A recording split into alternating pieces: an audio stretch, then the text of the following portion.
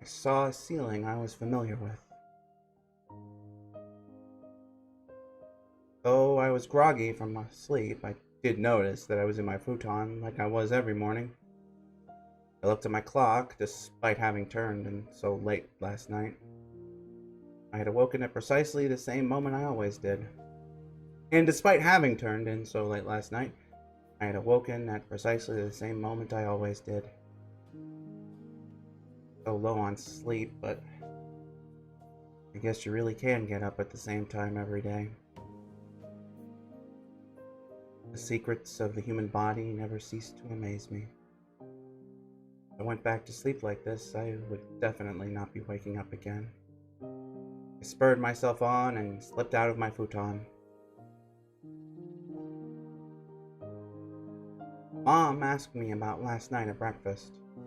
Apparently we, too, had gotten a call asking if we knew where Rika-chan and Satoko were, and Mom vaguely understood that something serious was happening. So then, you were out late last night with all your friends looking for them? Till about 3, I think. Yeah. Did you find them? Rika-chan and Satoko-chan, I mean. Crunch. I wearily bit into my toast. It really didn't have any taste. Just then, we heard the chime go ding-dong. I looked up at the clock and saw that it was about 5 minutes past my regular meeting time with RENA. It was her at the door. Good morning. Did you get any sleep? Did you? I think I slept for a few hours. You probably count them on a chicken's toes, though. Rena seemed pretty sleep-deprived as well. There was something missing from her usual spirit. Are you going to school? Yeah. I think it would be better that way, she said, smiling, albeit stiffly. Rena was probably worrying her heart out about those two as well. Even so, she wanted to go to school. If you stay home today, I think you'd just be worrying non-stop and sleeping. I don't want that. So let's go to school together. Alright. Wait just a moment. I'll get ready. I was just a little bit happy about Nana mustering that much consideration for me. I went to the place where we'd usually meet up with Mion, but she was nowhere to be found.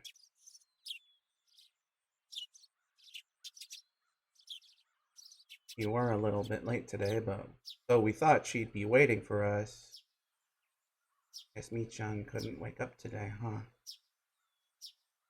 Ah, that's right. For her, it wasn't just yesterday. She was up all night looking for the mayor the night before last, too. We waited for a bit. Time passed till it got to the point where it was okay for us to go on alone. We exchanged glances. We do. Wait a little longer. At that point, my brain, which had finally been woken up by the morning air, recalled the ominous words ooishi-san had left me with last night. The leaders of the 3 families were disappearing one after the other, and the next might be Sonozaki's leader.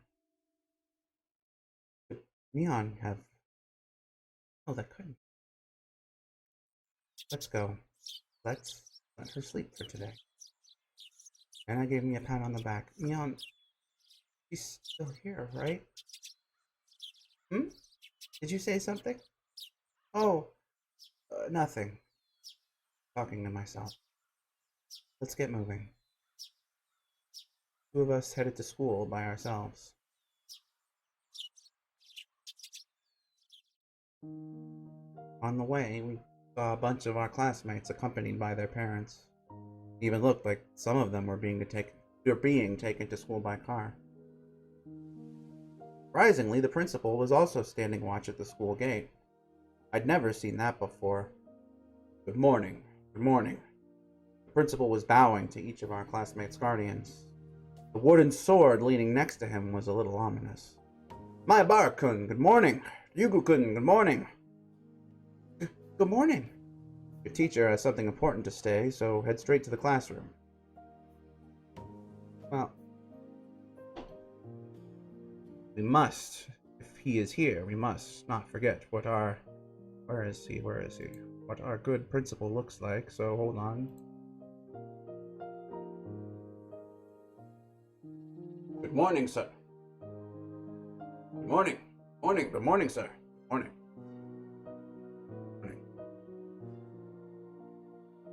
Anyway, now that we have greeted him, we must go on ahead. All right? RENA and I, nothing. Madness that only existed at night finally crawled out into the sunlight. That's what it felt like.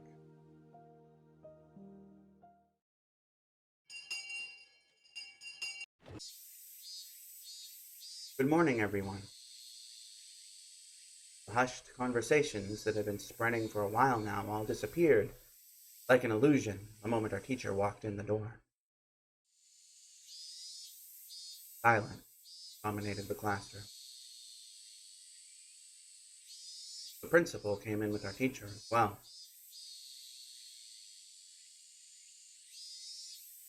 This was clearly not a normal morning. First, the principal has something important to tell everyone. Go ahead.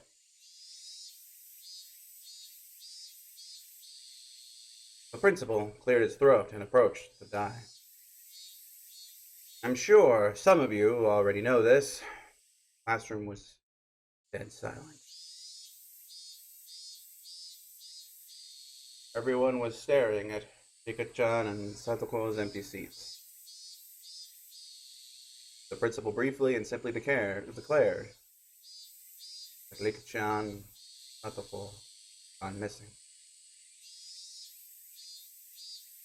So, I see. There wasn't a single person in the classroom who didn't already know.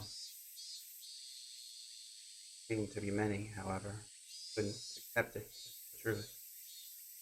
It had been confirmed to them now by the principal's words.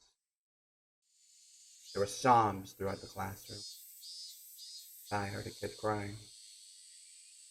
Steadily spread throughout the whole room.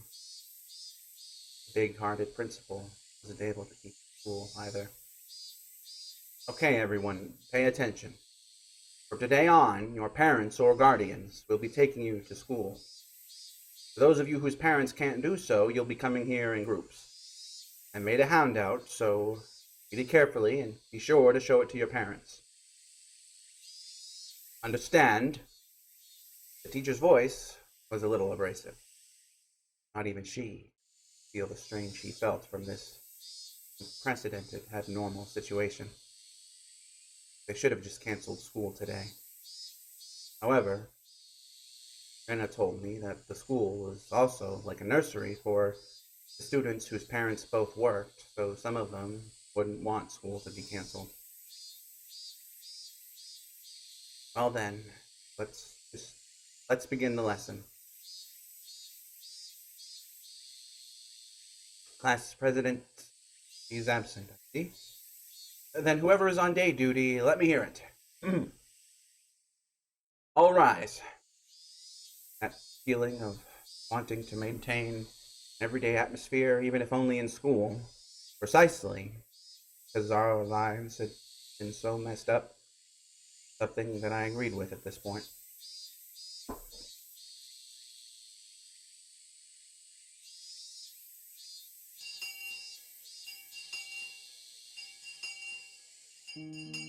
As for the teacher, who always had her lunch in the staff lounge, she ate in the classroom today.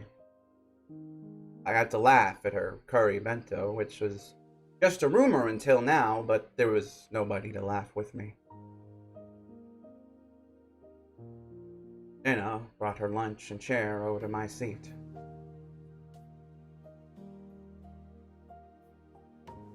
Oh, that's sweet of you.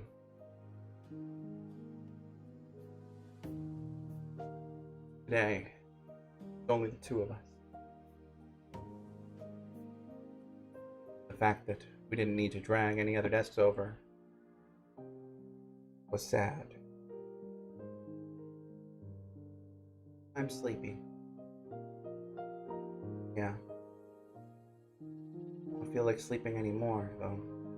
In fact, jealous of the people who sleep at a time like this. They've got nerves of steel. You're right. I was sleepy this morning, but my drowsiness had dissipated after coming to school and constantly feeling the incredible tension. And his bento box didn't have its usual luster. That was to be expected. Rena was up for a long time last night, too. She wouldn't have had time to make her lunch beforehand. It's not like she would have gotten up early this morning. Grab anything you want. Go ahead. You can admit that my bento is better today. Okay, and I'll have some. Wow. A chicken roll with perilla and cheese? That's interesting.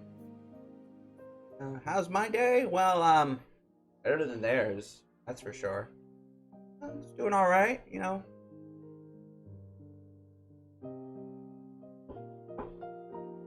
How about yourself?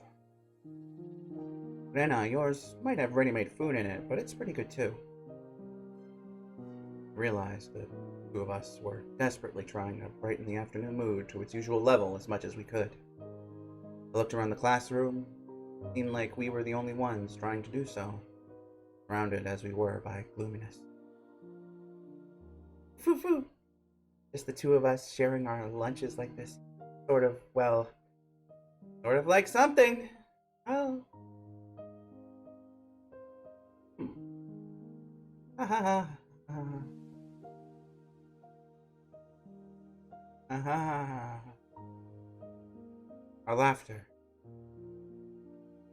Quieter. I was the first one to mess up. Sorry. Well. Sorry. Oh, it's okay. Not your fault. Chopstick. Both stopped moving. Couldn't keep it up anymore. Stantoko.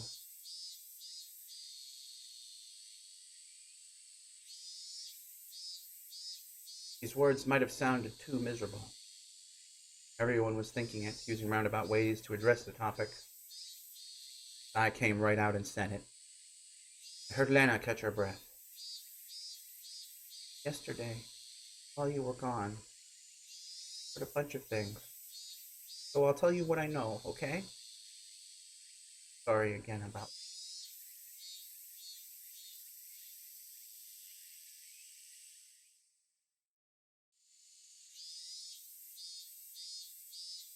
Yeah, I've always said that Ryukishi's original sprites really do give... just really do portray emotions really well. Like, this might sound crazy to some people, but I have never liked RENA as much as I have actually in the VNs. Like, not in the anime or the manga or any of the other stuff, but I don't know. I don't know what it is.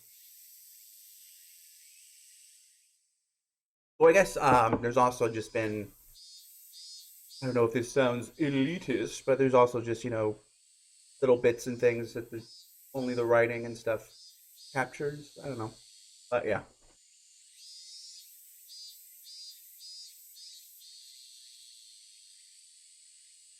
At that time, they'd arrived for support. Rena was helping the Ladies' Society cook the miso soup we had. They reported all of the information the villagers had gathered, and Rena said she overheard it. They didn't know anything important, though, did they? Pika-chan and Satoko went home after school, and then apparently went somewhere on their bikes, but other than that... Mion had told me yesterday. We had no clues. Yeah. The police also said that they probably went out on their bikes to go play somewhere as soon as they got home. They were going to go out to play somewhere on their bikes right after getting home. Then they might have gone into town. So I guess that they concluded they disappeared while in Okinomiya. Police were saying how they were going to expand their search to Okinomiya in the morning. In town. It makes sense why we couldn't find them, even though we searched all of Hinamizawa then. Still, it didn't fit. I had no basis for thinking that. Gut feeling. I revealed something to Rika-chan that was likely very important to her that day. Then, Rika-chan had told me to leave it to her. And then, what did she say? Oh, right. If she wouldn't work hard, then something bad might happen to the dog, too, I think. With all the talk of dogs and cats, I still didn't have the faintest idea what she really meant, but it might have been that Rika-chan's way of saying this was a race against time. Damn it! I selfishly pushed my anxiety on Rika-chan. Tried to run away. I thought about it. Shouldn't have run back then. Should have asked her more. But the dogs and cats. The more I think back on it, I really screwed up. Anyway, I don't think Rika-chan was in a situation where he would just go off to play somewhere. Of course, I didn't have any evidence or conviction to base that on. It was just a hunch. I think she'd go into town. You think so too, Keiichi-kun? I agree. Rika-chan and Satoko-chan must have disappeared in Hinamizawa. I looked back at RENA, startled. I could hear the conviction in his words. Not replying to my gaze, she took her bento box and went into the hallway. I'm going to go rinse this out. She timed that in a way that broke off the conversation. Suddenly, I got the feeling that the next thing she'd say would be hard to say aloud in the classroom. I hurriedly grabbed my bento box and followed her. Rena didn't go to the kitchenette, but rather to the water fountain out back where students seldom went. The water flowed down onto our bento boxes. During that time, Rena didn't say a word. Then, after making sure there were no other students around, she finally opened her mouth to speak.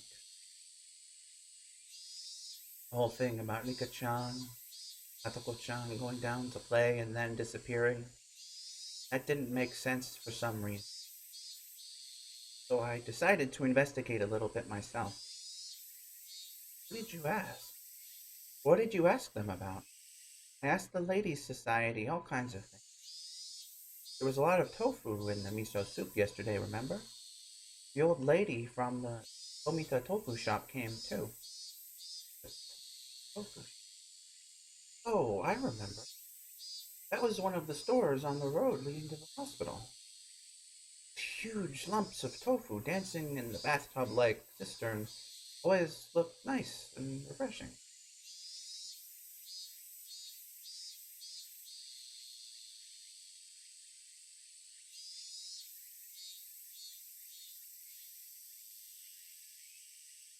Our hands are tended to be weird.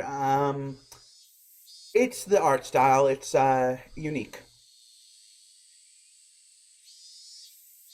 Some call them mittens. The old lady says she remembers Satoko-chan stopping to buy tofu there on her way home from school. Tofu?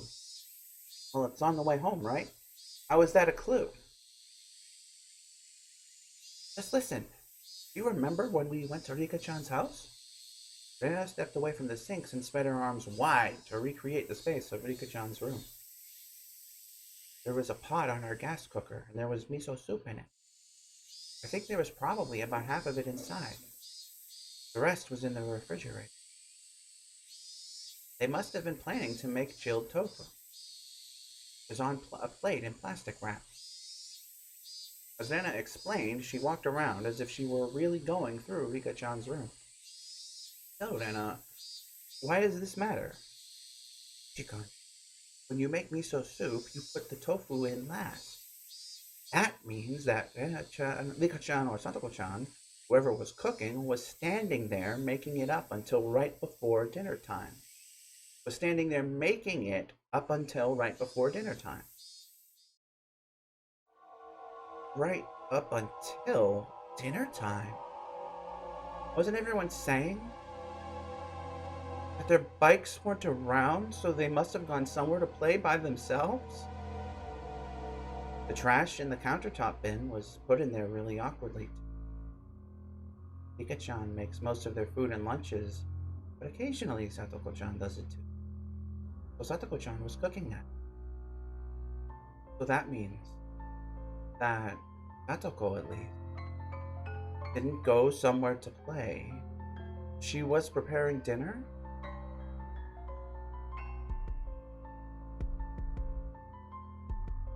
3 tracks playing at once right now? No, it's just this. Yeah. Then I took a look at the rice cooker. And there was rice for 2 still in there. So she made dinner for both of them. Neither of them ate it. Is that it? And I nodded. Next, I looked in the fridge. There was some chilled tofu made from the other half that they bought. That's not all, either. There was a whole bunch of plates with side dishes for dinner, and all of them were in plastic wrap. Usually, plastic wrap things so that you can have leftovers for the next day. Mom does it all the time, too. Breakfast or lunch. That's right. Plastic wrap to save leftovers for later. The fact that they were in the fridge means that they didn't plan on eating them that night, at least. Is that what it means? Chikun, think a little harder. Dinner was totally untouched and wrapped up. What do you think that means? Well, that means they didn't need to eat dinner anymore, so they would have gone out to eat or ordered takeout. It must have been really sudden, too. If they had decided to do that beforehand, they wouldn't have made anything, but there was dinner for the 2 of them. That means that when Satoko-chan was making their dinner, they really thought they were going to eat it until right before they didn't. So then, the theory about the 2 of them going out into play and disappearing is wrong. Yep. They disappeared after making dinner and right before they ate it.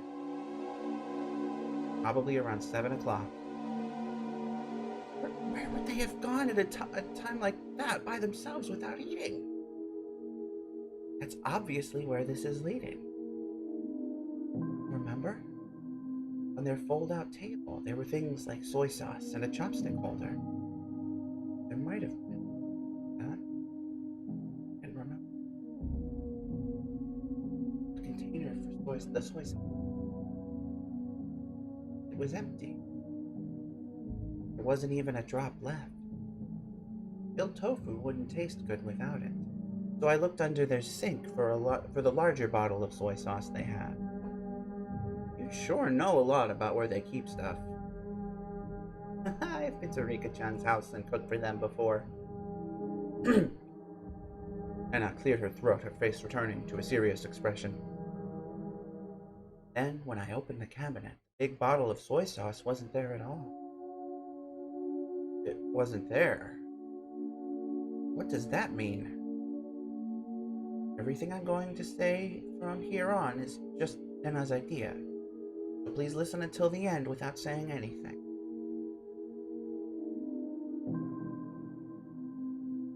Last night, Satoko was making dinner like normal. Rika-chan usually watched TV until the food was ready, so she was probably lying down watching a variety show or something. Satoko put the tofu in the miso soup, and right when dinner was about to be ready, she noticed that they were out of soy sauce. So Rika-chan, who had nothing to do, brought the big bottle of soy sauce to a neighbor's house to borrow theirs. I don't really know my neighbors that well. Would you be willing to just give her soy sauce? Yeah, it's not all that uncommon in Hinamizawa. So Rika-chan rode her bike out to get some soy sauce. No matter how long Satoko-chan waited, though, Rika-chan didn't come back. So then Satoko-chan called up the house where Rika-chan was going. Would Rika happen to be imposing on you? Something like that. Them, the other person, must have replied something like this. We have plenty of food here, so you should come too, Satoko-chan. Rika-chan has already eaten. I think that's how they called her out there. Satoko called Rika a few names in private, then wrapped up the dinner she had made for them. He put it in the fridge so she could use it for breakfast and lunch the next day. Then Satoko got on her bike too and headed for the house where Rika-chan was.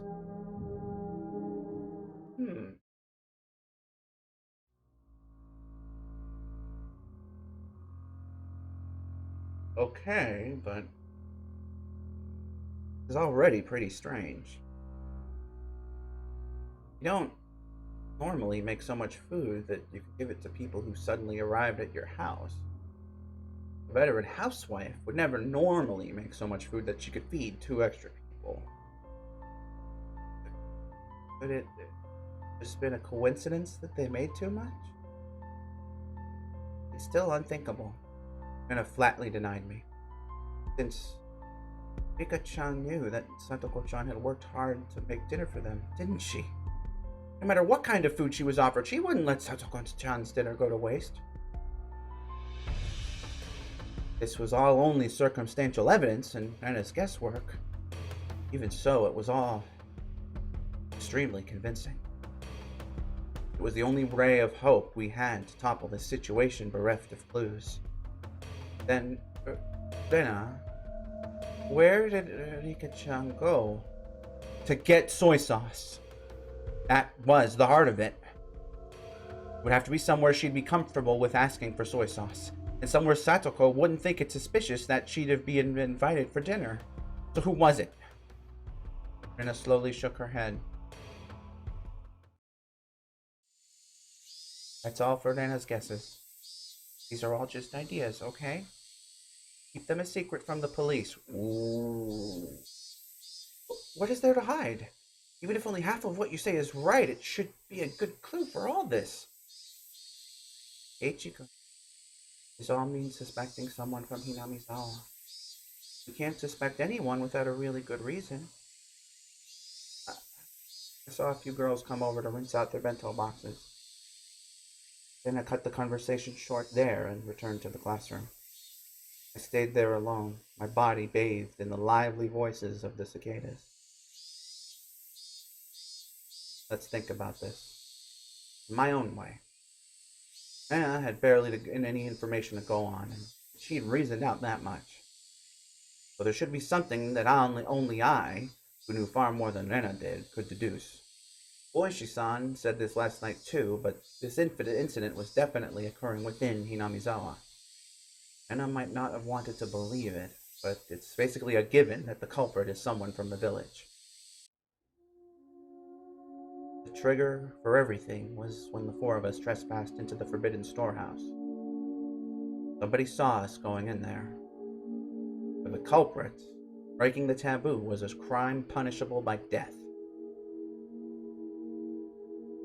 So that night, Tomitake-san and Takano-san sacrificed. There were two left. Shion, myself. However, before the culprits bore their fangs on Shion and me, they went after the mayor, to whom Shion had confessed her sin. Next, they went for Rika-chan, to whom I had confessed my sin. Then what about Satoko? Just a stray bullet? By itself, Rika-chan being sacrificed after I told her everything was mortifying. But Satoko, who was sacrificed for no reason? Wasn't that all the more regrettable? What's John and San at the end of the name? That's different ways Japan folks refer to different, how do I put it, different signs of respect or affection or that kind of thing, uh like Chan could be, for an endearment for someone younger than you or for a girl. Also, older people also, especially when like the teachers will like use kun for their students or boys. Then san is like politeness. It's like kind of, you often see it translated as like Mr. or Sir or that kind of thing. Uh, you know, I could give a better explanation, but that'd kill the flow. So that should probably cover the basic of it. I mean, if you want, but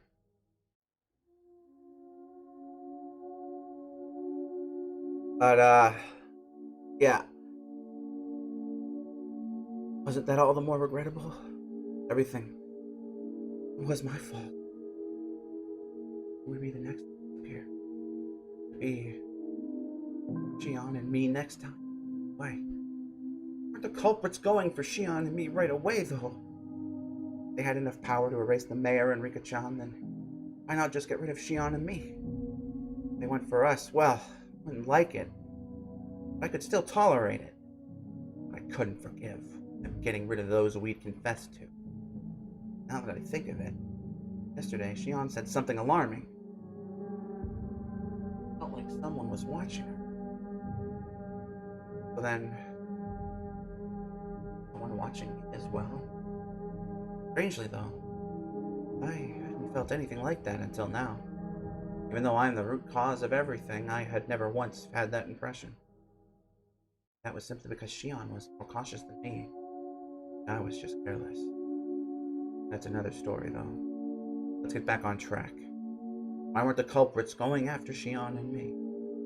I felt like that's where the key to this lay. Could it be? Was I making a big assumption that I shouldn't have been? I thought and thought, but couldn't come up with an answer. The one thing I understood was that I was a concerned party to this case, and that I had a duty to watch over it until everything got resolved.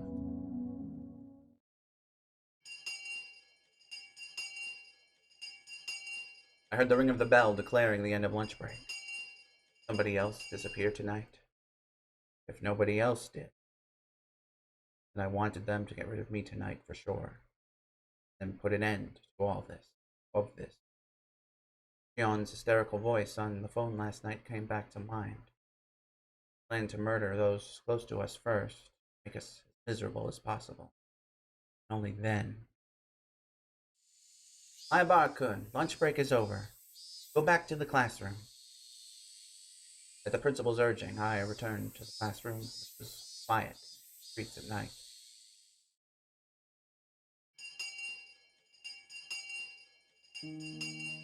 There were a lot of parents picking up their children after school. It was just like a kindergarten.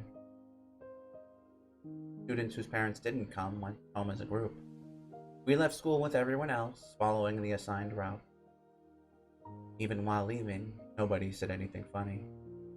They all looked like exhausted mountaineers, silently marching through the mountains. As we went, one left, and another. In the end, it was just RENA and me. I was supposed to escort RENA all the way to her house, but she declined. Will you be alright? Not safe to go alone. it would be just as dangerous for you to go home by yourself after bringing me back, Keiichiro. It's still light out anyway. I'll be fine. Then be careful, okay? Yeah. Huh? Isn't that a policeman? And I pointed towards my house. There was a car stopped in front of it. I suspected it had its air conditioning on. While I'm out of that car came ooishi-san. He must have been waiting for my return to ambush me. Ooishi-san started over wearing that annoying grin. RENA, you should go. If you get involved with him, you'll be here for hours. But what do the police want with you? With you? RENA's a good person. Even when I made a fuss over Rika-chan's disappearance, she never asked me why I did. Could have been suspecting me ever since then, and that would have been okay. Even so, she still hasn't asked me anything. She didn't try and pressure me into revealing the truth. Not the culprit. I know that. That said, I can't say totally uninvolved with this incident. And I simply listened, smiling like she always did. Even though I had insinuated I was related to the incident, she didn't look at me as though she were looking at something dirty. I'll tell you next time. Okay. I'm looking forward to it. Get going, then. And then gave me a slight bow and trotted away, leaving me alone with Mr.Delicious. Walked over. Oh, hello. Welcome home, my boss-san. Hello. It looks like your parents aren't here. My, was I in a bit of a spot. Came all the way to my house? I could only thank my good fortune that my parents were absent. If either of them was around at this hour, they would probably be late. I think Dad got called out on business. I think he'll be back until later. I see. Well, that's convenient, I suppose. We can do this without giving your parents any strange ideas. Ooishi-san pushed my back, prompting me to walk. Seemed like he wanted me to get in the car. Are you taking me to the police station? I wasn't the culprit, but was the cause of everything. It would be weird if he wanted to investigate. That kind of gave me a resigned feel. Oh no, I just don't want to talk or stand around talking. We can just talk in the car, that's all. Okay, say the line. Oh, I didn't say.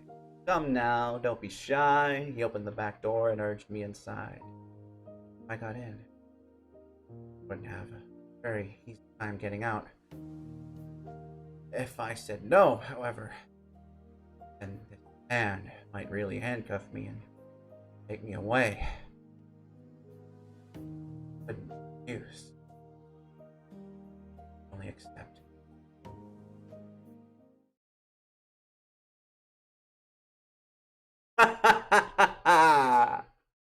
The inside of the car is cool.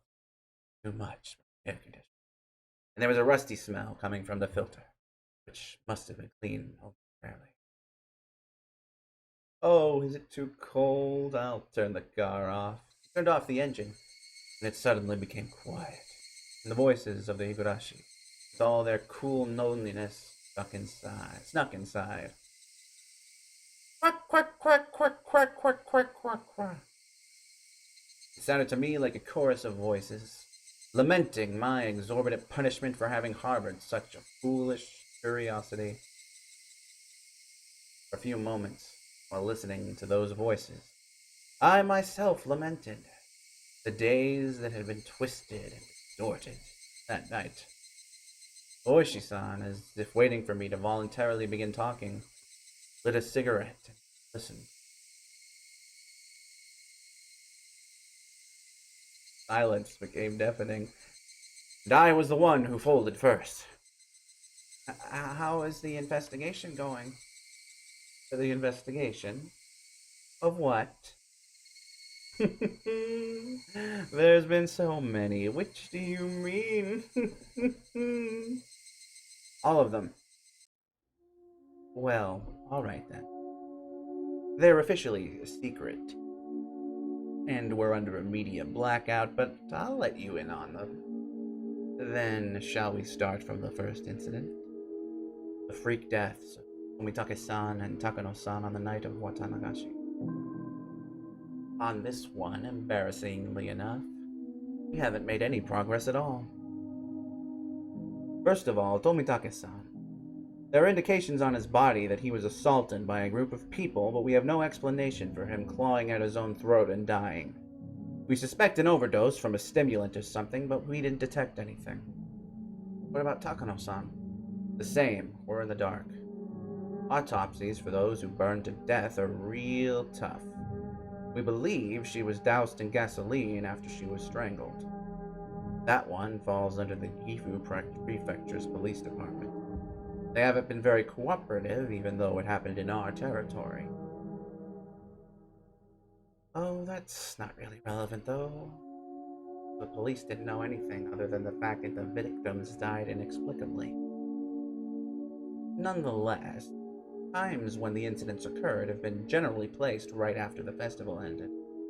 A bit uncertain in Takano-san's case, but the likely prospect is that she was murdered at about the same time as Tomitake-san, then dumped in the mountains in Gifu. Why would they bring a dead body all the way to the mountain? Could have just brought Tomitake-san out there too. Oh my Bara-san, you're quite sharp, you know that? Of course, I do believe that is something we need to be attentive of. There are a bunch of other suspicious things, but this is about all I can tell you at this point. How about the mayor? Have there been any clues? Having exhausted that topic, I changed the subject, otherwise you might turn the conversation on me. We investigated his movements on the day he disappeared. We didn't find anything that could provide any clues, but I'll tell you about it anyway. The mayor, Yoshikichiro, apparently was suffering from severe hemorrhoids. Okay. People who've lived a long time have an unusual amount of pride. So the mayor hadn't been telling anyone that he was going to a proctologist at a certain university hospital in Shishibone. On the day he disappeared, he had an appointment for a checkup, so he went out first thing in the morning. Even I knew that big hospitals, like university hospitals, had a really long waiting time. Apparently, people would get in line hours beforehand, even if they had an appointment. His exam ended at 1 p.m. After that, he had a light meal in the hospital restaurant, passed the time reading a magazine. We know this because of a receipt we found in his wallet at his house. There was nothing suspicious at all about that. That day, I had planned to go to a meeting at Assembly Hall in the... He was supposed to return home with plenty of time to spare, but while he was on the train coming back, there was an accident. Seems it delayed him a bit, and he only got back to his house right before the meeting was scheduled to... Family witnessed a very hectic mayor leaving to go to the Assembly Hall at the shrine. What was the meeting about? Disappeared on his way back home, right? The three families and the essential members of the town assembly were at the meeting. You think they were discussing how to deal with the serial freak death incidents that had happened again this year. So then, way home, the old man who had hid Shion like his own daughter. He was a dependable person who would Shion whenever she felt pressured by anxiety. Yet, a painful voice struck me right in the heart.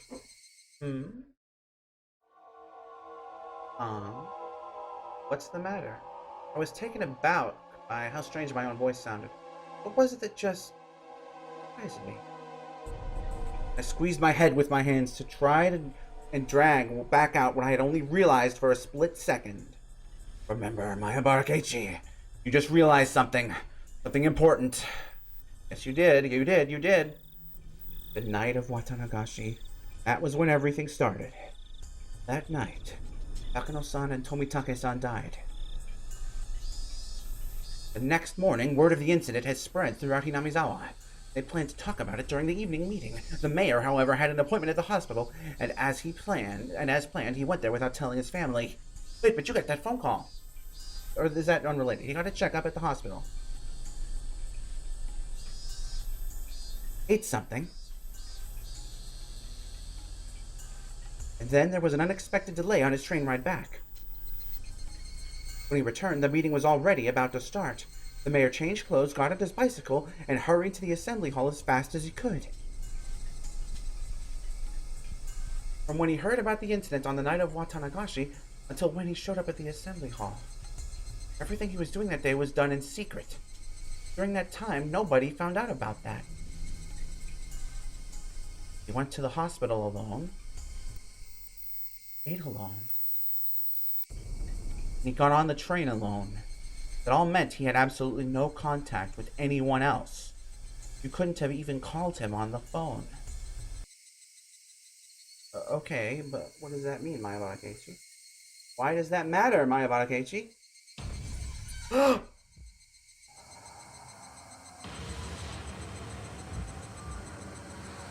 Hey, Chan, what should I... That's right. Right. That's right, that's right. What's wrong? Tell me. We're not keeping secrets from each other, right? Old man Kimiyoshi, I told him everything.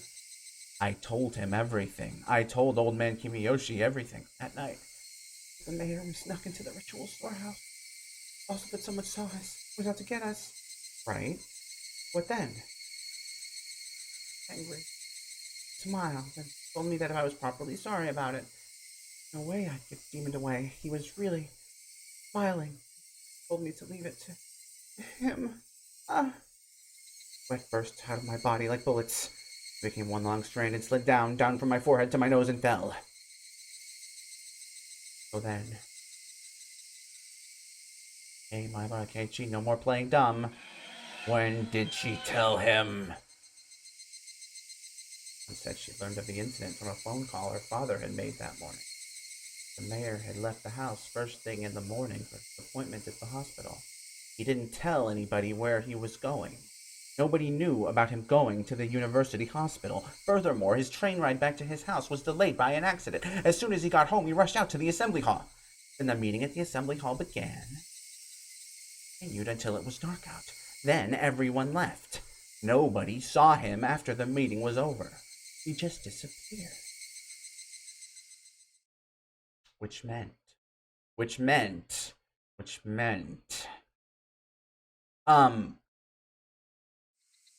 Mayabara-san, are you alright? You're too hot. I can turn on the air conditioner.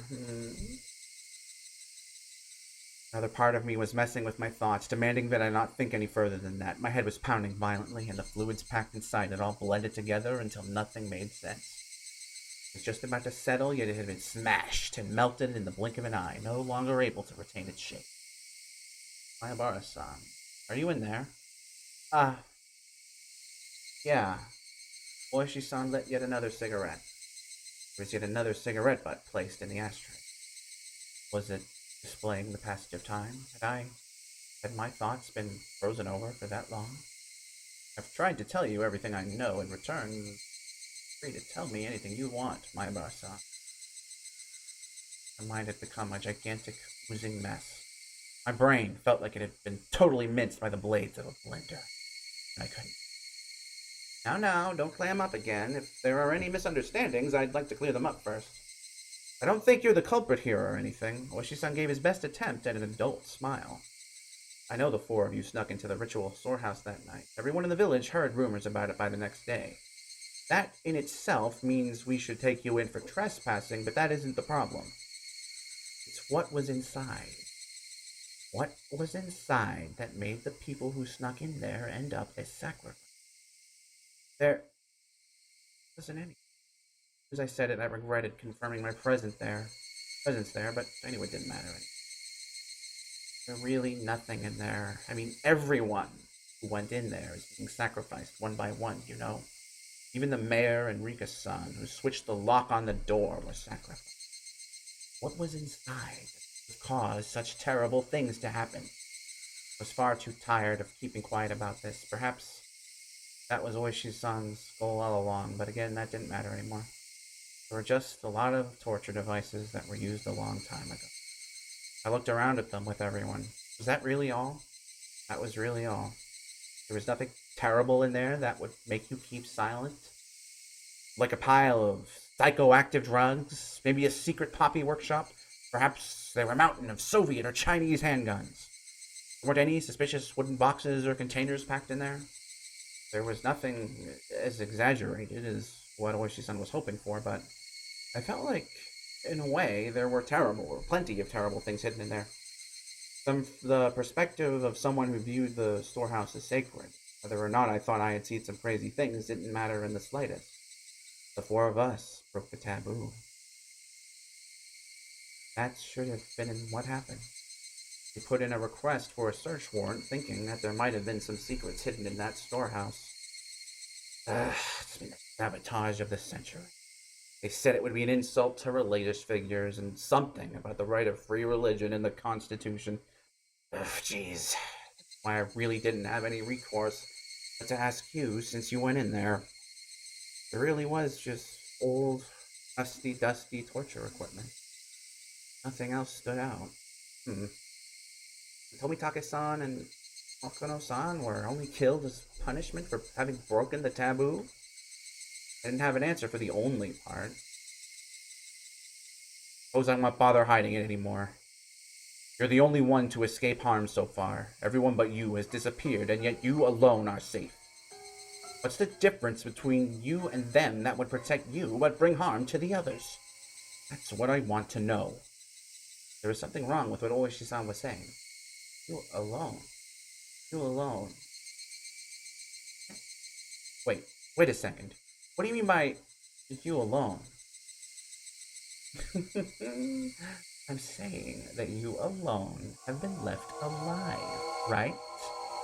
Out of the 4 people who tiptoed into the storehouse for ritual implements, I mean. Only one left alive. Hold on. Shion was still... Omitake Jiro-san and Takanomiya-san died that night, and Sonozaki Shion-san disappeared the next day. Only you are still safe and sound at this point. Why only? I'm saying that's what I want. Shion disappeared? That's impossible! I unintentionally raised my voice. But I didn't care about that. Omitake-san died, Takano-san died, and Shion disappeared? Why did she disappear? What is this guy talking about? Oh, well now, I thought you were long since aware of this. This is the first I've heard of it. Shion disappeared? When? Well, going back a bit, she disappeared the day after Watanagashi. Going back a bit? Stop saying stuff I don't understand. Sonozaki Shion spent the night at a relative's house, depending on her mood or on any given day, so no one thought much of not knowing where she was. She frequently takes days off from school, too. Her teacher has been pretty troubled by it. I didn't ask about any of that. I'm asking you when Shion disappeared. I told you it was the day after Watanagashi. The fluids in my body all reversed direction. I lost my sense of balance and everything I could see started to warp and twist out of shape. I simply couldn't endure it. Hang on. Shion had already disappeared. Then... That night, that phone call, who was it that called me every night? She encouraged me. We vowed that we would do our best to live on and not be erased. Yes, that should have been a phone call with Shion. Should have been a phone call with Shion. She took breaks from class like it was nothing, and her family wouldn't listen when I told them, so I didn't bother calling the school in the end. So it ended up taking quite a while before we realized she'd disappeared. I felt a stabbing pain like needles were being pushed into every pore of my body. It started on my back and began spreading throughout the rest of me. When it had completely covered the surface of my skin, it began to worm its way inside my stomach as well. Don't you remember? We talked at the library the day after Watanagashi. Mion-san was there then. That was the last we saw of her. No one knows where she's been since. That can't be. That day, ooishi-san had only caught me and Shion bounded away, lying that she needed to go to work. Didn't she call me that night? Her job was at a restaurant called Angel Mort, right? She hasn't been there since that day. He's been completely absent ever since. The person at the restaurant couldn't get in touch with her. He was really worried. But it can't be. It can't be. It's only circumstantial evidence, but after she left us at the library, but before she made it to work. I think it's appropriate to consider her having disappeared during that time. Right after Shion ran away without me. It seems that you didn't know. Maybe if you had said something earlier, this would have gone more quickly. Now you understand, right? You're the only one left. You're the only survivor of the four who slipped into the ritual storehouse. Couldn't be. It just couldn't be. If something else happens, it would happen to you. I need you to understand that, Mayabara-san. Can't be. It can't be. It can't be. Shion had already disappeared? It couldn't be. It couldn't be. I talked to her the day before yesterday. I talked to her last night. She was going to call me again today. That was Shion on the phone. Shion on the phone. It was from Shion. From Shion. Shion has long since disappeared. Next will be you. Then who was on the phone these past nights? Who was on the phone those past nights? Who was on the phone those past nights? It can't be.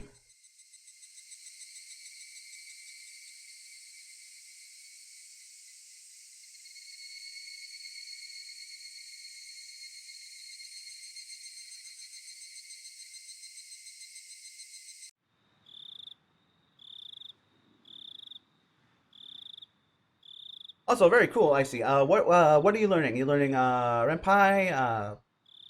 Uh, what else is there? I guess coding that would probably be Renpai unless you're going like Unity or something. I've been working in Renpai since I had to give up on VN Maker, but that's a long and tragic story that we don't need to go into tonight. I lay down on the couch and stayed there, dazed for a while. My mind was completely blank. I couldn't think about anything for more than a few seconds. There was a note in my house saying that Mom and Dad would be home late, and I should have some ramen or something for dinner. I could make it whenever I got hungry, but I had no appetite, so I just stared blankly at the ceiling without eating anything. The hands of the clock were already pointing at 10. Would I get another phone call like that today? Even though Shion had already disappeared? Would she still call me? Where were they calling from? Who were they? The more I thought about it, the more I started to tremble. I even thought about just disconnecting the phone line. If I had been thinking a little less logically, I really would have done it too. Hold on, my... Ooishi-san admitted himself, didn't he? That Shion went missing a lot? Couldn't she have just gone to relatives that Ooishi-san didn't know about and have been there ever since? Shion and I were both being targeted by somebody, so it wouldn't be strange to think that she went somewhere she usually didn't in order to hide. That must have been why Ooishi-san couldn't locate her and why he labeled her a disappearance. Yeah, that had to be it. Shion hadn't disappeared at all. Oops. Then my right hand moved of its own volition and slapped me in the cheek. That was a pretty wimpy slap, but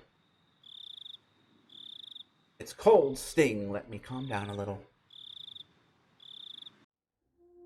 Don't just rid yourself of the convenient possibility, my Abarakechi. I knew I didn't want to admit she had disappeared. Admitting it would mean that something terrifying was definitely happening. I just needed to figure out whether Shion was the one on the phone or not. Would I ask her if she was actually Shion? That seemed like an incredibly absurd thing to do. Still, don't run from this, Kate. If the person on the other end still believed that I thought she was Shion, then that gave me a tiny advantage. Casually, completely casually, I would listen to what she had to say. End her off. I would tear the skin off the monster. It would definitely be really scary for me. However, as the last survivor of the people who went into the storehouse that night, this was my duty to perform. Still, and who would call me and pretend to be Shion? I may have only heard her over the phone, but her voice shouldn't be that easy to replicate. That was definitely Shion's voice. It sounded just like her. It could have only been Shion. There was someone, though, wasn't there? Someone who sounded just like Shion. Mion. Yeah. Who else could have done that? At this point, serious. All this time. All those little things that didn't quite make sense about Mion until now overwhelmed my mind. And being questioned about sneaking into the ritual storehouse and how she shook the ladder while spouting curses. Who else could have? Why though? Why would Mion? I thought back to the things about the Sonozaki family that I had heard from ooishi-san and Shion. Mion was always entangled in the incidents, a position where she was omnipotent. Some of that information included things that Shion had told me after she disappeared. I madly scratched at my head. Courage. Give me the courage. Just a little bit of courage. Pick up the phone. I know it will ring tonight. It'll be so easy to turn away. That would be the same as making it easy for them to face me. Not run. I must stand up and face it. After all, the next sacrifice would definitely be me. I was sure Shion. Tricky words to try and trap me. Careful. Be careful. I'm scared. I don't want to do this. I don't want to do this. I don't want to do this. I don't want to do this. I don't want to do this. I don't want to do this.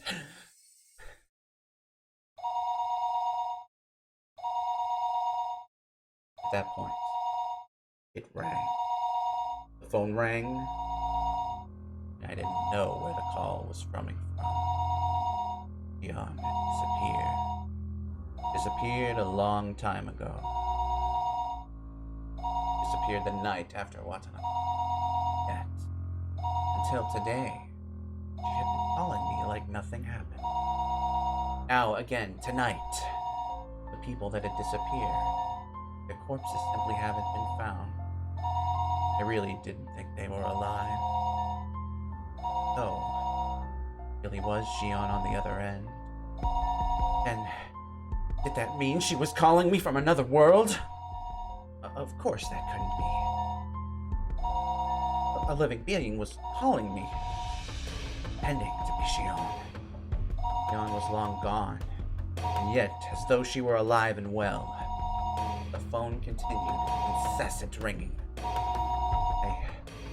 didn't want to pick up if I didn't have to. I had just concluded, though, that not doing so wouldn't solve anything. Then what would I do after I answered it? Would I immediately declare she wasn't Shion and ask who she was? Alternatively, would I pretend I was still fooled and try to grab her by the tail? That would probably be the safest thing to do. What I was most afraid of was what the person on the phone would do when she realized I knew she wasn't Shion. However, as long as I continued to let her think I was fooled, she wouldn't do anything extreme, right? If I just make sure to be careful, that should be the safest option. I've made up my mind. I'll answer the phone. Once I do that, I'll talk to her as if nothing happened. That wasn't all I'd do this time, though. I'd scope her out. Who was she? What was she thinking?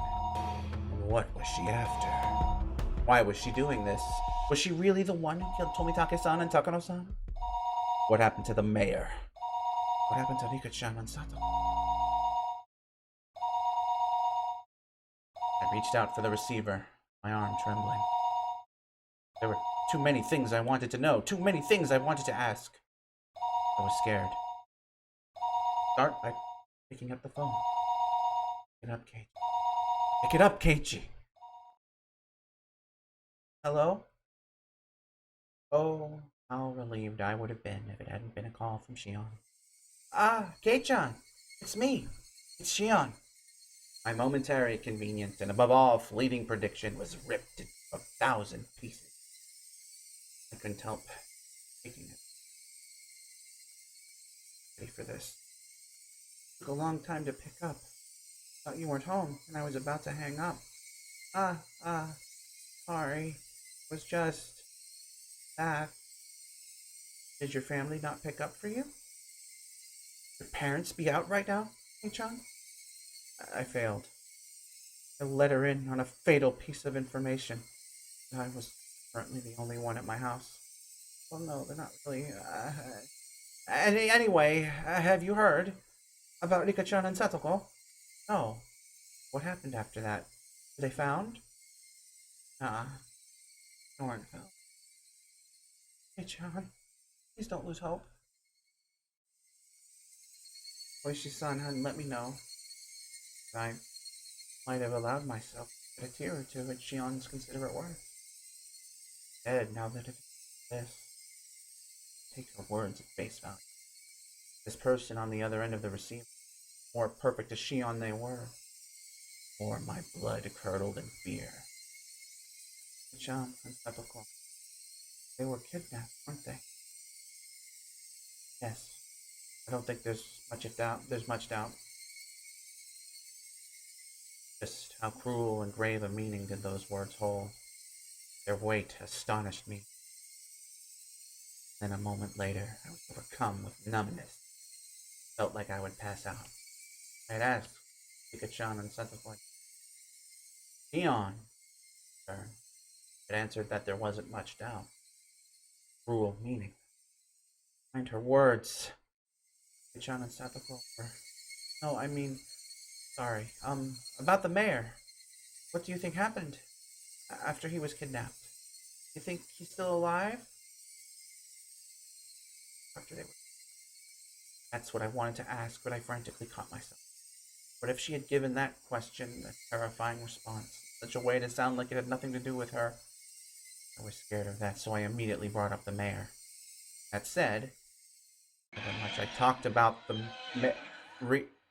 I think he was killed.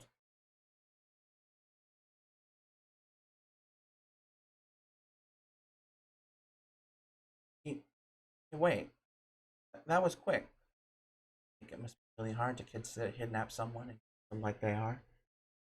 As long as they're not hostages, it would be most practical to kill them once you were done with them. The world started to bend so much I almost lost my balance. The scenery in my eyes whirled around and around like the hands of a clock and trying to swallow me whole from below. I frantically put a hand on the wall to support myself. A moment later, a severe nausea welled up within me.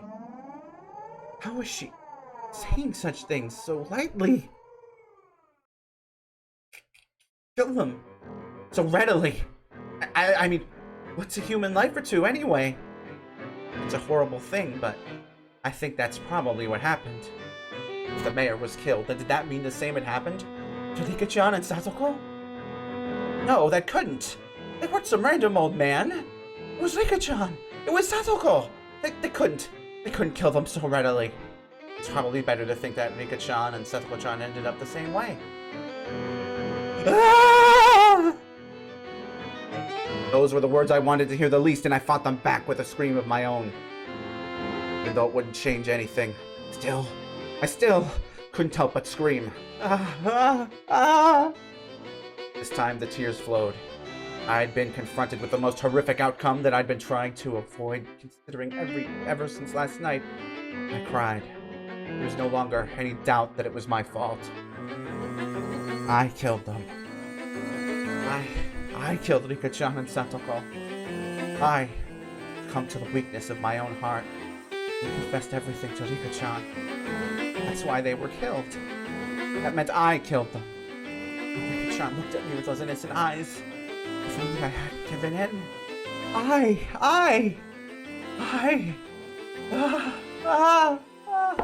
Even my voice gave out, and yet still I cried. And cried. Rika-chan, please just try and calm down. Rika-chan and Satoko, they've been killed.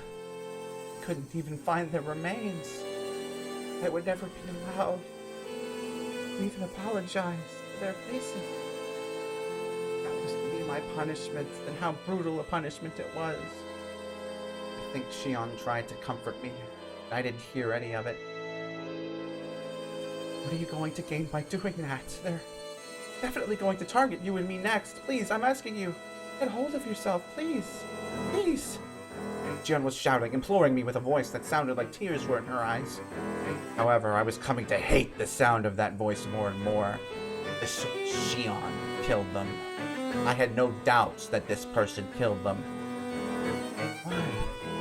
Why? Why kidnap someone and then kill them? Screw curses. Are people's lives really that cheap? Erasing them and killing them without a second thought like this. You're right. You're absolutely right. It would take a demon. I felt like crushing the receiver in my hand. For long did this person plan on acting like it was someone else's problem? There was magma in the pit of my stomach, and it felt like it was going to erupt at any moment. Hey, Shion, please tell me, why did Hinamizawa start needing someone to die on the night of Watanagashi?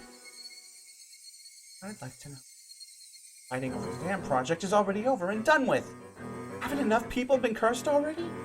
Why is it? Why? If there's a reason, then say it now.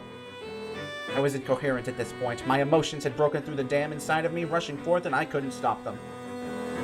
These were not simple questions. This was an interrogation. Shion herself hadn't realized it yet.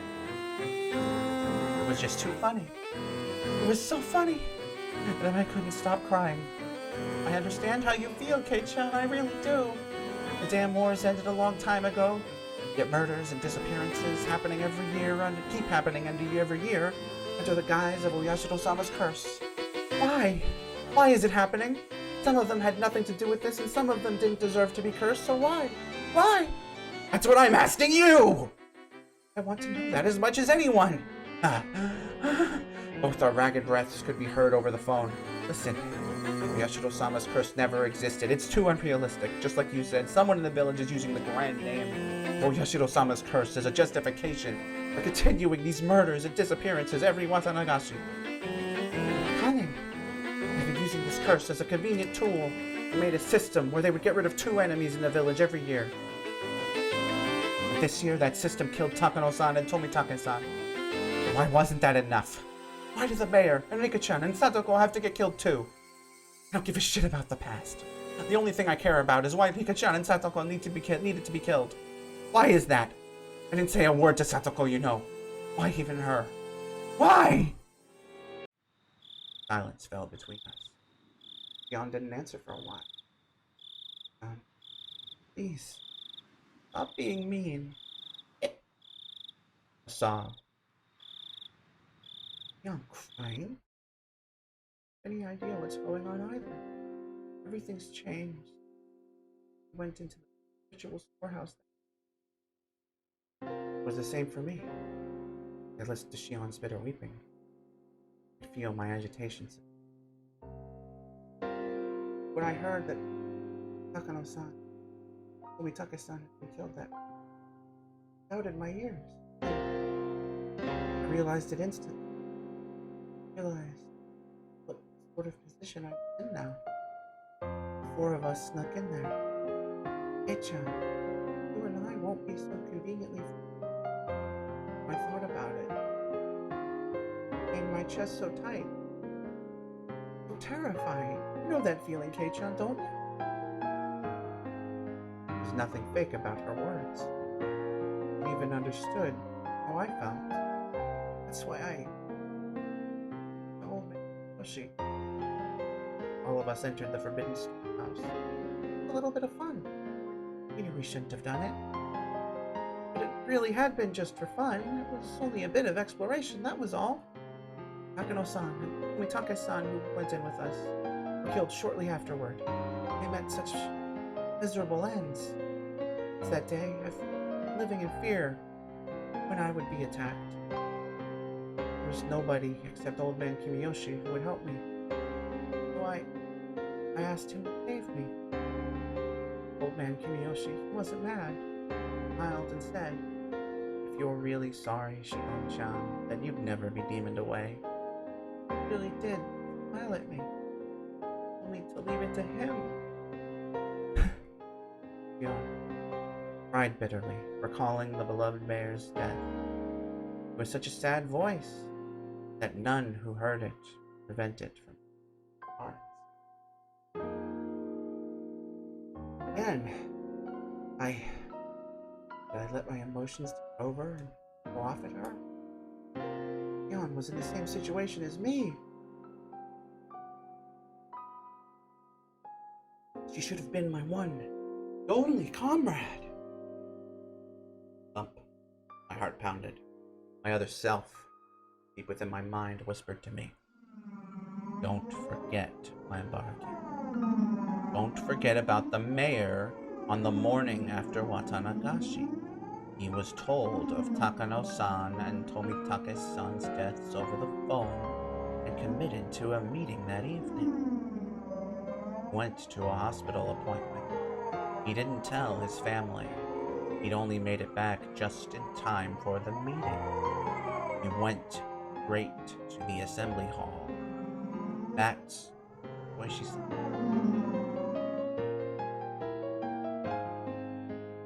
"When did you let the mayor know?" Huh? "Sorry, Shion. Must seem like I'm kicking you while you're down, but Shion, you told him, right? You told Old Man Kimiyoshi, the mayor." "Yes." "When did you let him know?" I began to get scared, saying it aloud after hearing her sad voice. I wasn't saying it was contradictory, though. Besides, if there was a contradiction, then I wanted Shion to explain it to me. Did you know that the mayor had a severe case of hemorrhoids and had gone to the hospital for treatment? Kate-chan? What does that have? Please answer. If you didn't know, then just say so. There was a momentary silence. After stammering a few times, she replied, I knew that. He had hemorrhoids. It looked like sitting down was really hard for him. He was going to the hospital. You know which hospital, right?" "I'm sorry, I don't know that much, but..." "Hey, Chan, what does that have to do with..." Shion didn't know what hospital the mayor went to. That meant it was impossible for her to have gone all the way to the hospital to confess everything. And she didn't know his destination, and she obviously couldn't have seen him on the train either. If there was any other chance for her to contact him, it would have been after he came to Hinamizawa. The train, however, had been delayed, and he only got back right before the meeting was about to start. He didn't have time. There wouldn't have been enough time for him to listen to Shion spill the beans. I want to ask you straight. Shion, when did you tell the mayor about everything? When and where? Your answer doesn't have to be precise, but please give me one. Hey-chan, why are you asking that? Her sob pierced into my ears. I was taken by the illusion that I was bullying her. Even so, I'll say it. If I'm wrong, then please correct me. Please prove to me that you're the real Shion. It was impossible. The day the mayor disappeared, from dawn until he vanished, there was no opportunity for you to contact him. That's... The mayor left first thing in the morning for his examination at the university hospital all by himself without telling anyone. Gion, you just said you didn't know what hospital he went to, so you couldn't have contacted the mayor until he got back. Isn't that right? His train back was delayed by an accident, and he didn't return to his house until the meeting was about to start. So there was no time for you to have told him before the meeting started either. I heard Shion eating her weak sobs. That sort of feminine voice automatically ripped into my heart. It was so painful for me to say it. Shion, did you go to the meeting too? Did you attend it? Tell him there? If you didn't, then there wouldn't have been any time left. After the meeting was over, the mayor disappeared on his way home. Shion went to the meeting, didn't she? Did she or didn't she? The question was so simple to answer. But she didn't give me an immediate response. Actually with the meeting, You didn't even go to the part-time job you said you went to that day. I'll say it more directly. You haven't been seen since we were at the library together. Hey-chan, Onozaki Shion disappeared the day after Watanagashi. The other end fell silent as the grave. It was so quiet that it was like the phone cord had been cut. I couldn't sense anyone there. Ooishi-san says you've been missing. Like that. You've been calling me every night like this, haven't you? Shion's sobs were torturing me. Still, I'm pretty sure I haven't said anything wrong. Please, Shion, if something I said was wrong, please say so. Shion, I'm begging you. Shion, there's no way you could have seen the mayor, but you did see him. Shion never did have the chance to meet with the mayor on that day, then that meant that you saw him after the meeting. In other words, it could have only been right before he disappeared or else afterward.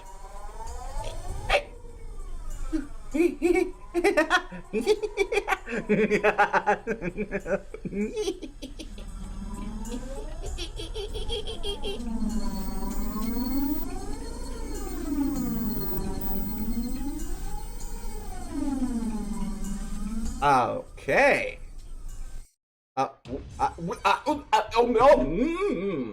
Thank you. Beep beep, went the dial tone. Well, I think that calls for...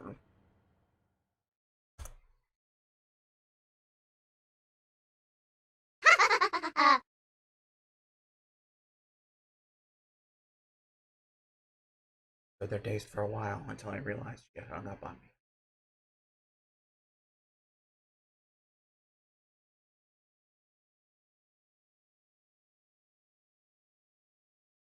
Well, that was a thing.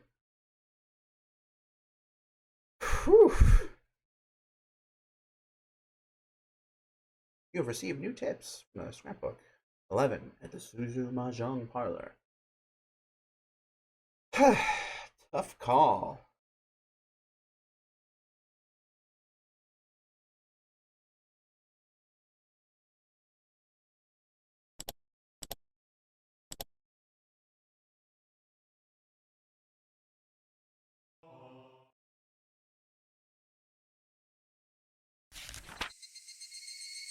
Problem with twins.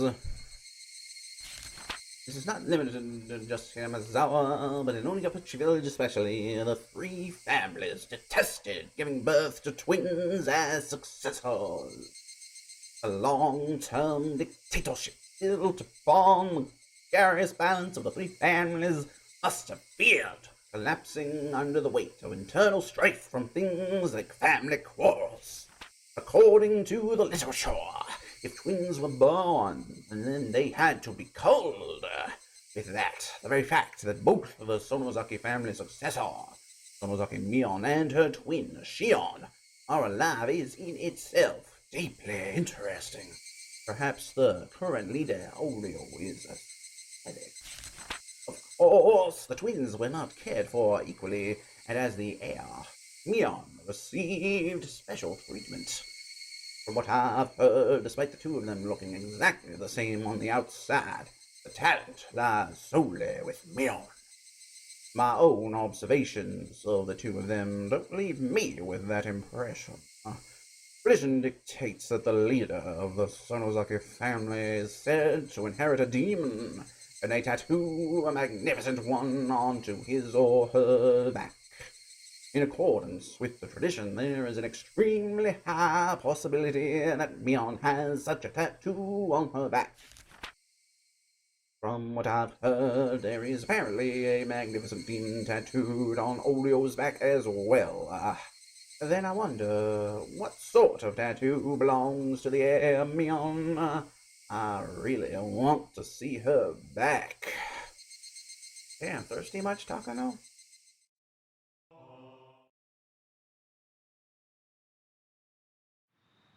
Reserved for the day, Susan. Hey, Akira-chan, you're the last one here. All the youngsters are here already. Excuse me, miss. But she handed over a convenience store bag with a carton of cigarettes in it to the old lady who owned the mahjong parlor, and she shrewdly made herself scarce. She was used to this by now. Ooishi-san, good work today. What? Were you all earnestly waiting for little old me? You could have just done 3-player. Everyone sitting at the mahjong tables in the small parlor were Ooishi's subordinates, but there were no tiles laid out anywhere. Everyone, I'd like to thank you for your days of investigation without sleep. Thank you. Energetic responses filled the parlor. Already it had lost the atmosphere of a place of entertainment. The situation is not looking good. Chief appears to have backed down due to Congressman Sonozaki's threats. In the coming days, we'll hand off Takano's murder to the Gifu police and give the missing persons case of disappearance of the mayor and the others to the community division. Damn upstart chief. The veterans in the room cursed him. All of our requests for warrants were turned down as well. I've even been told by our section chief not to go anywhere near the Sonozaki house. We're certainly in a bind, that we are. Incidentally, it looks like I'll be getting orders soon to go at training at the Metropolitan Police Department starting next week. After that, I've even been told to take a paid vacation in Izu. Well, I suppose that ain't bad. He heard a few dry laughs. Wasn't anything to laugh about, but that was all I could do.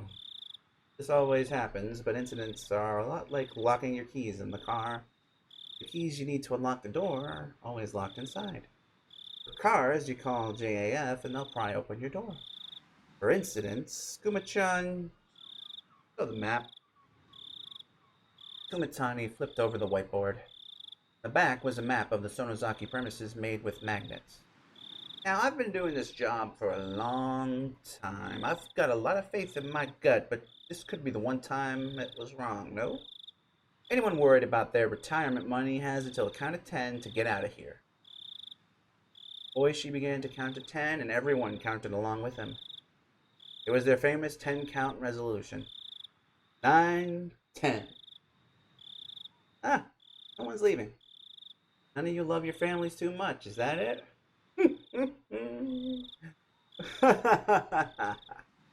Everybody laughed uproariously, cheering things up.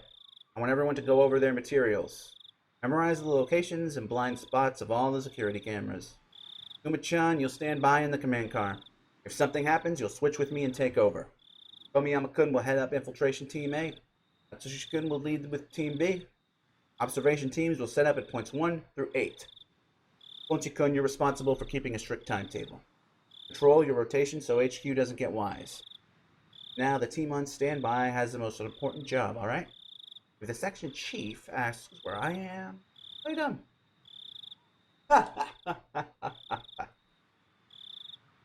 I'll handle escorting our guests. I'll probably take him to the venue, so wait patiently, everyone.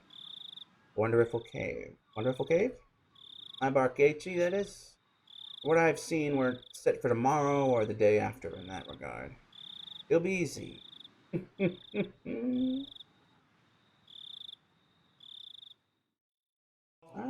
Interesting. I see what they're going at.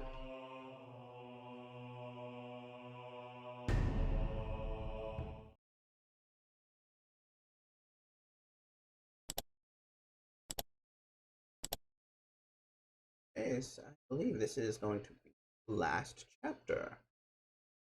So I'm going to go just refill my water, and then we'll begin what I'm pretty sure is the last chapter. So be right back. But for just a minute, this is going to be farewell for a minute.